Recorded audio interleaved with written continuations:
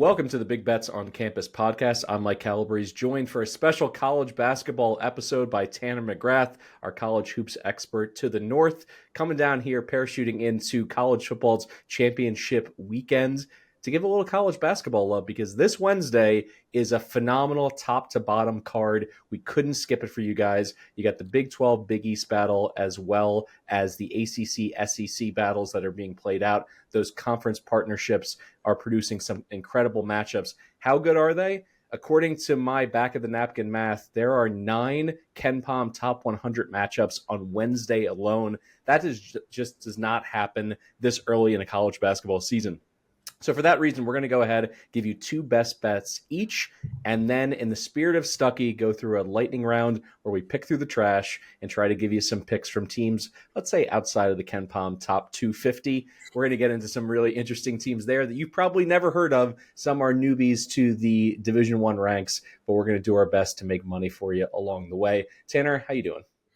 I'm doing great. College basketball season is in full swing, and I've been enjoying every moment of non-conference action, and I can't wait for more on Wednesday. So my fingers are crossed here that we are not cross-pollinating. So you can go first with your best bet, and then I'll lay out my best bet for Wednesday. Yeah, despite there being the Big East Big 12 battle and the ACC SEC battle, I think that's called something else, but I'm going to dig into some Big Ten conference action, which kicks off on Wednesday with each Big Ten team playing 2 games early in the season. First one is I like Maryland -4 at home against Ohio State. I think this opened a little bit earlier, a little bit lower. It's going to probably get pushed up because the spot's pretty good. Look, Ohio State is just due for all sorts of negative two-way shooting regression. I mean, they've snuck up to 18th nationally in KenPom's ratings because they've shot 45% from 3, while opponents have shot 25% from 3. That's wildly unsustainable. Based on shot qualities metrics, which measures efficiency based on the quality of attempts taken and allowed, they should be shooting closer to 35% and allowing closer to 32%. If the squad goes cold soon, I think things could get ugly in Columbus.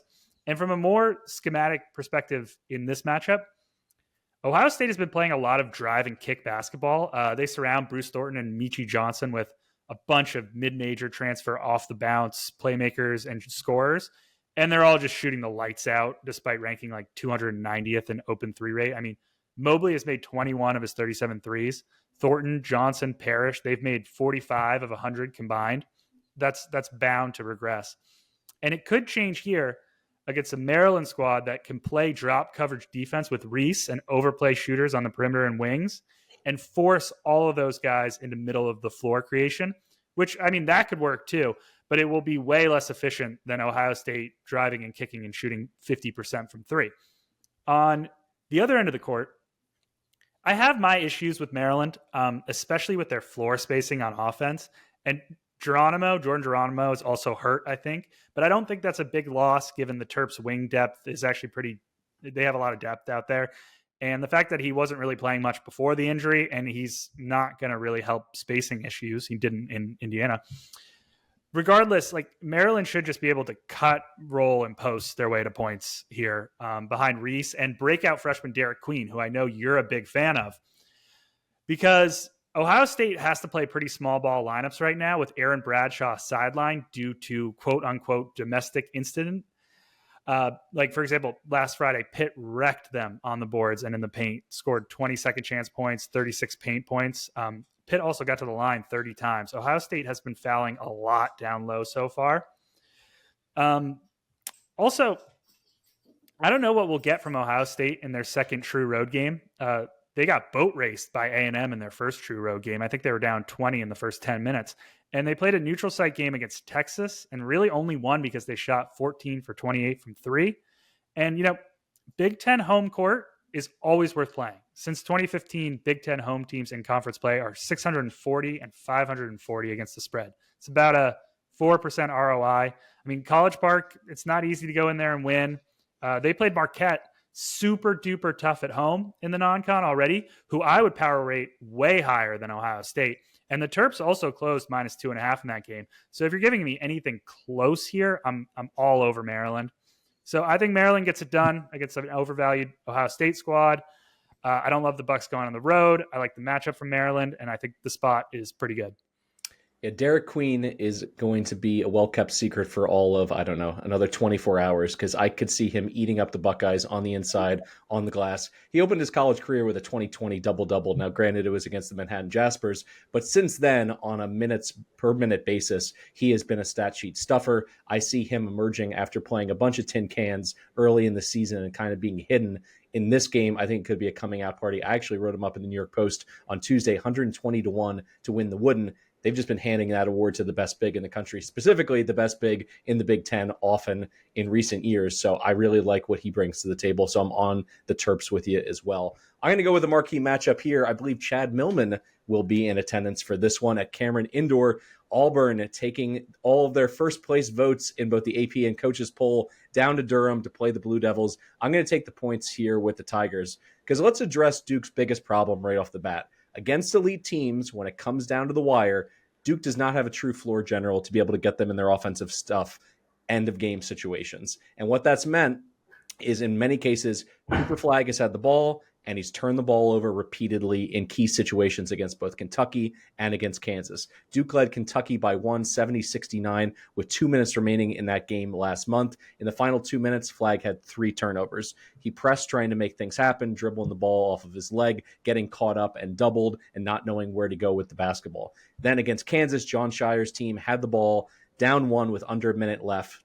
Once again, Flagg would go into the lane, spin, cough it up, not a natural play. He ends up, being stripped by Zeke Mayo. And after getting a stop, Jon Scheyer had seen enough of Cooper Flagg in those crunch time moments, ends up drawing a play for Con Knuppel. Same result. He ends up getting into the lane. He elevates, can't even get off a shot, ends up throwing an errant pass and turning it over. So if this game is close, I've seen what Auburn has done in key situations. They got Denver Jones. They got Chad Baker-Mazara to be able to get to the tin. And then Johni Broome just cleans up anything on the offensive glass, as he did in that 2-point win over Iowa State, hitting that, little bunny to win the game. I like what Auburn brings to the table. And if you can catch anything above a single possession with +3, which the projections right now, 36 hours out, call for them to be getting that many points. I love the Tigers in this spot. And as I mentioned, the offensive glass, I think, is where they're going to dominate in this one. Broome collected 13 offensive rebounds in Maui in those 3 games, and that is yeoman's work on the glass. He's not someone who's just a National Player of the Year candidate because he can get into his own stuff back to the basket, kind of, basketball down in the low post. He's doing the dirty work as well, and I think that's going to be a problem for a Duke front court, I should say, that gave up 10 offensive boards to Kansas, despite Hunter Dickinson leaving early in that game. What are your thoughts on the Tigers remaining hot as they are all the way up to number 2 in both polls? Or do you think at this point the market is overreacting a bit to Bruce Pearl's hot start? If you listen to our last podcast together, you know that I'm all in on Auburn. Best team in the nation. I think they're really going to win it all. And yeah, it's not just Cooper Flagg and the lack of a true floor general, as he said it. It's youthful inexperience. They're a young team. It showed up against Kentucky and Kansas. It's going to show up here against an uber experienced team with plenty of continuity and plenty of depth. Also, Duke has an elite defense, arguably the nation's best. But I'm still unsure about their offense. And I don't know how they're going to run their offense here because Scheyer likes to run a secondary motion-based thing, like 100 stagger screens and 100 off-ball shooters. And Auburn, they run like one of the most dominant drop coverage defenses in the country. And they can, with Broome just at the defending the rim, they can switch 1 through 4, all of those secondary actions. I don't know how Duke scores here. So I'm going to take the points with you. All right. Second best bet for you. So I'm going to go to another Big Ten matchup here, a new Big Ten matchup, and it's going to be a really gross one on a slate filled with awesome games. I'm going to try and catch a falling knife with the USC Trojans, who recently lost by 10 to New Mexico and scored a total of 36 points against St. Mary's, and also lost by 5 at home to Cal. That said, I think this is the spot to fade the 8-0 Oregon Ducks, catching 7.5 at home with USC. The Ducks, who are off 3 incredible wins in Vegas. I think they're probably juiced in the market. I think we're getting like the peak of their value right now. And they have a matchup with KenPom number 17 UCLA on deck. Eric Musselman has generally been pretty good in these home underdog spots. Last year, he upset Duke in the non-con. This was with Arkansas, obviously, but he also picked off Texas A&M as a home dog. He got hooked against Kentucky, catching 5.5, lost by 6. He's 5-4 against the spread as a home dog in his coaching career. But more importantly, the Oregon Ducks are 27-36 against the spread as road favorites since Dana Altman took over in 2011. And in our Bet Labs database, we have 8 instances of Altman-led teams being non-con road favorites. That database, unfortunately, isn't really full with games against low major squads, but it's good at recording like power conference versus power conference. So this is a good measuring stick for this game. Altman is 1-7 against the spread in those games. 1-4 against the spread with Creighton. 0-3 against the spread with Oregon. The Ducks lost road non-con games as favorites to Oregon State and Cal just last year. And you can just see what they did on the road against Oregon State a few weeks ago. The Ducks closed as 6.5-point favorites against the Beavers and trailed by double digits with 10 minutes left. Nate Biddle went crazy down the stretch and saved them. But they only won by 3. And for what it's worth, this is now the Ducks' 5th consecutive game away from Eugene. I wonder if the tank is starting to get a little low. And one of the biggest reasons why Altman's teams underperform in the early season is because he runs an immensely complex defensive scheme, which switches between man-to-man and drop coverage stuff to extended matchup zone a la Rick Pitino, like often within the same possession. It's a whole like read and react defensive system. It's really tough to learn. And Dana always features these transfer-laden rosters, so it takes a while for these guys to pick it up. But one of the tenets of that scheme at large is it's generally good at denying rim and 3 and or catch and shoot opportunities. So they overplay shooters on the perimeter and wings, and they deny the paint and rim sometimes by overhelping. And most often they try to funnel opponents into the mid-range. But USC, Eric Musselman, they love playing in the mid-range. The Trojans are a big work in progress.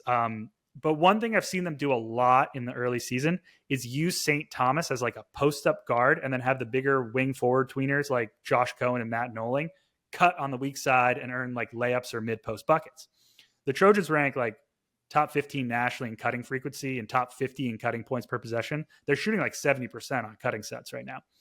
And I think that could work against the Ducks because the drop doesn't want to play so aggressively in the gaps, which will leave the lanes open. The Ducks will try to overhelp at the rim, which will leave the lanes open. And a good way to beat an extended matchup zone is to cut behind it, especially because the lanes are left open.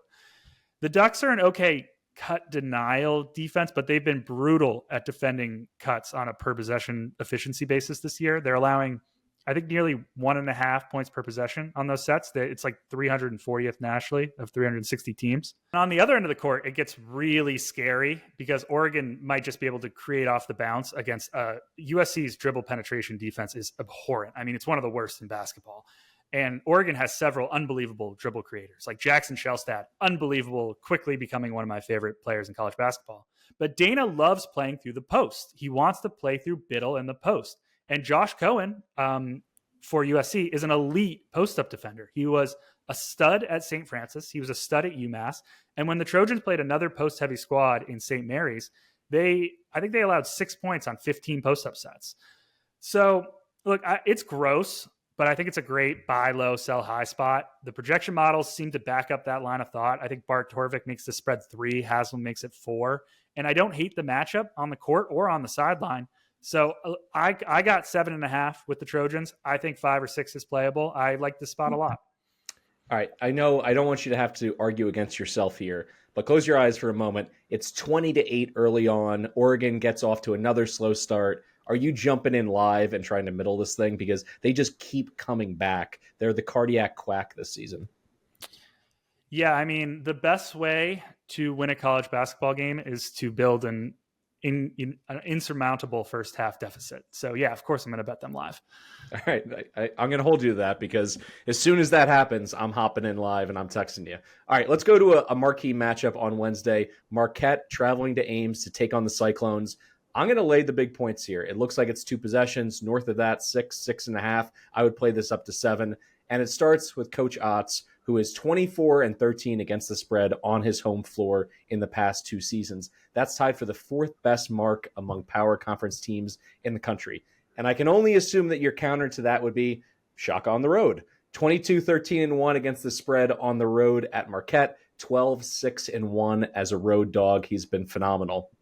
But I want to focus in on what Iowa State did in Maui, and I understand that they lost, but they went 15 rounds with Auburn in one of the games of the year. I think when we look back on this in March, we're going to say that both of those teams were elite. It wasn't an opportunity that Iowa State necessarily let slip through their fingers. It was an opportunity to prove themselves against another elite team and to be able to score at a much higher rate than they had in recent years. If you listen to some of the preseason comments from Coach Otts, he's someone who realizes that offensively, they were just not getting it done to finally punch through and get to that elite level of college basketball. When you look at his first 3 years in Ames, 171st, 114th, 52nd. That's where he finished in KenPom offensive efficiency. This year, they are 4th. And that is the big difference here, because I know that their defense is potentially going to give Marquette some issues. And it starts with, Stucky, you're going to want to listen to this, Tamin Lipsey. I'm going to say some nice things about the kid for the first time. I was all over him last year because it was clear that Iowa State needed more offensively from their point guard to go to the next level. He's not capable of giving that. He's not required to do that with this offense this year. You look at Keyshawn Gilbert. You look at Curtis Jones. Momcilovic is coming off his best game of the entire season. He gave a 24-point performance to Colorado with 6 triples. All Lipsey needs to do is not turn the ball over and be just an absolutely ferocious on-ball defender. Check and check. He's turned the ball over, I think, twice in his last 4 games. So he has been shorthanded in that regard. And he's one of the best, steal artists, pickpockets in all of college basketball. I think he's going to really frustrate Cam Jones in this game.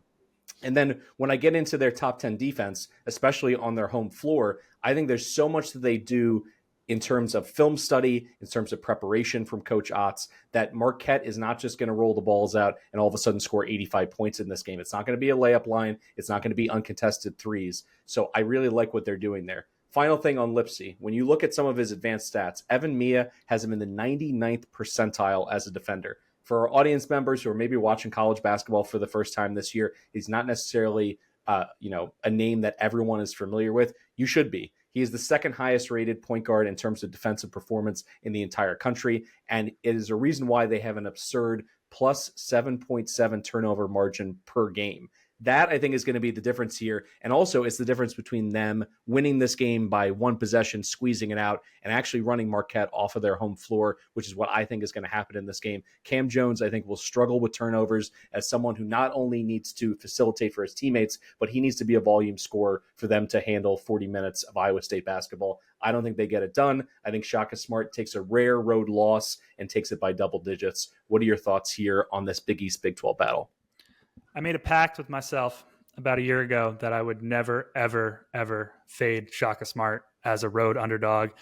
He's an auto bet for me. Shaka Smart-led teams are 53-28 against the spread as road dogs. That's 65% hit rate plus 26% ROI, just 66% consistently. He's 1-0 this year. I beat the Terps on the road as road dogs. Also, my big thing, one thing that I'm betting in this matchup is that Iowa State's ball screen blitz is vulnerable to crisp passing, elite spacing, and sharp, weak side spot-up shooting, that's Shaka Smart, Cam Jones spread pick and roll offense. That is what they do.